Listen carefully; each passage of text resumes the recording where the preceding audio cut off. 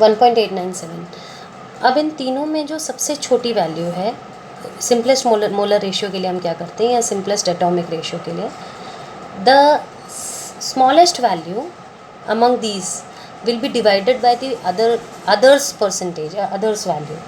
Like for example, in this you have 1.266, 1.266, ये दोनों तो इक्वल हो गए, और 1.897 तो ये बड़ा हो गया, तो सबसे छोटा आपका 1.266 है, तो स्मॉलेस्ट वैल्यू को लेके हमें उसको बाकी की वैल्यू से डिवाइड करना है।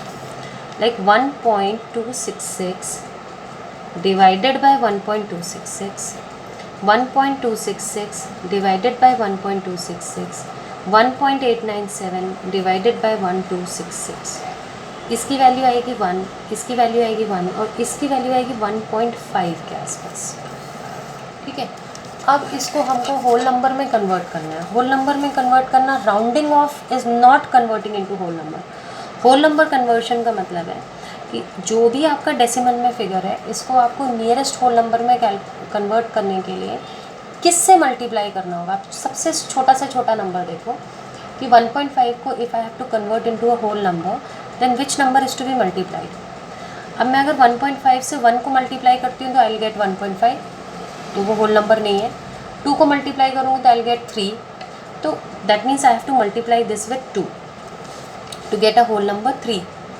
Now because I have multiplied it with 2, others 2 are also multiplied with 2. So this will be 2, this will be 2, and this is 3. So sodium has got 2, sulfur has got 2, and oxygen has got 3. This is the empirical formula of this salt. And now I will give you few more examples to practice. लेकिन करना आपको यही table बना के इसी steps को follow करना होगा. But one question will do where we have to find out the empirical formula and molecular formula both. One example of this type we will see. Let's see an example.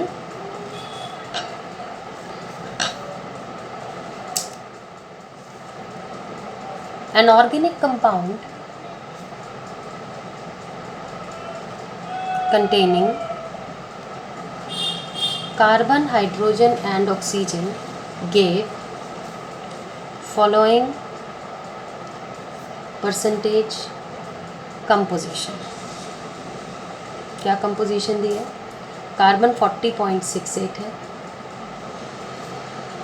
Hydrogen is 5.085% and oxygen is 54.228%. ये तीनों की दी है। अब आपको calculate करना है molecular formula of the compound and vapour density आपको दी है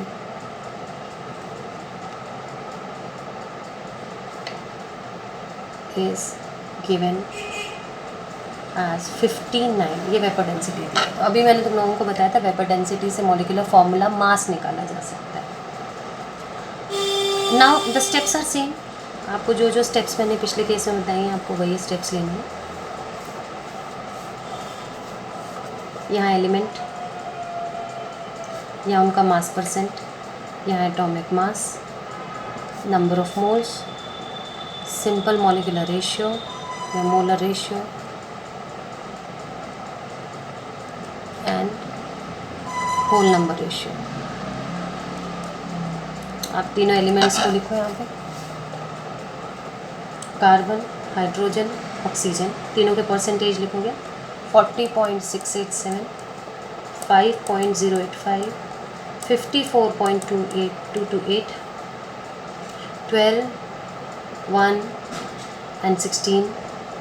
n वैल्यू आपको मिलेगी 40.687 divided by 12, 5.085 divided by 1, 54.228 divided by 16. So these value you will get as 3.39, 5.085 and this will be 3.389. So this is सबसे smallest value जो है वो ये है आपकी। आप इससे बाकियों को डिवाइड करोगे सिंपलेस्ट मोलर फिगर के लिए।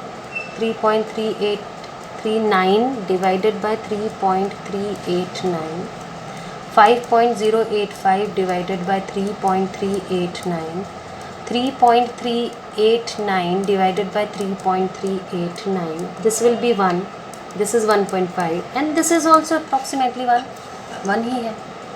अगेन ये अब होल नंबर फिगर नहीं है, तो इसको कन्वर्ट करने के लिए as I have told you in the last question into 2, तो इसको भी इंटू 2, इसको भी into 2, it comes out to be 2 3 2। So आपका इसके हिसाब से जो बच्चों एम्पेरिकल फार्मूला बनेगा वो बनेगा C2H3O2। और क्वेश्चन में हमें निकालना है मॉलिक्यूलर फार्मूला क्या है, ठीक है। आप सबसे पहले क्या करो, एम्पेरिकल फार्मूला मास निकालो। जैसे मॉलिक्यूलर फार्मूला मास निकालते हैं, same way you have to take out empirical formula mass C2H3O2 का, that is 12 × 2 plus 3 × 1 plus 1 × 3 sorry plus 16 × 2, तो ये आ रहा है आपका 59 आएगा, ठीक है। अब तुम्हें वेपर डेंसिटी दी हुई है and you know that vapour density into 2 is equal to molecular formula mass, तो that is 59 × 2, this is given in the question. यहाँ देखेंगे क्वेश्चन में ऑलरेडी वेपर डेंसिटी 59 दी है। 59 × 2 इज़ 113। अभी हमें निकालना क्या है, मॉलिक्यूलर फार्मूला, और अभी तक हमने निकाला है molecular formula mass 113 and we have got empirical formula mass. तो we have to calculate n value, क्योंकि आपको पता है n का मल्टीप्लिकेशन करना है एम्पेरिकल फार्मूला से। n वैल्यू के लिए फार्मूला है molecular formula mass divided by empirical formula mass, so that is 113 divided by 59, this comes out to be 2। Now molecular formula is equal to n into empirical formula, this we know, okay। So molecular formula n है हमारा 2 आ गया, empirical formula है C2H3O2, तो molecular formula would be C4H6O4। ये आपका molecular formula of the compound is this। So this way you can calculate the empirical formula as well as you can calculate the molecular formula.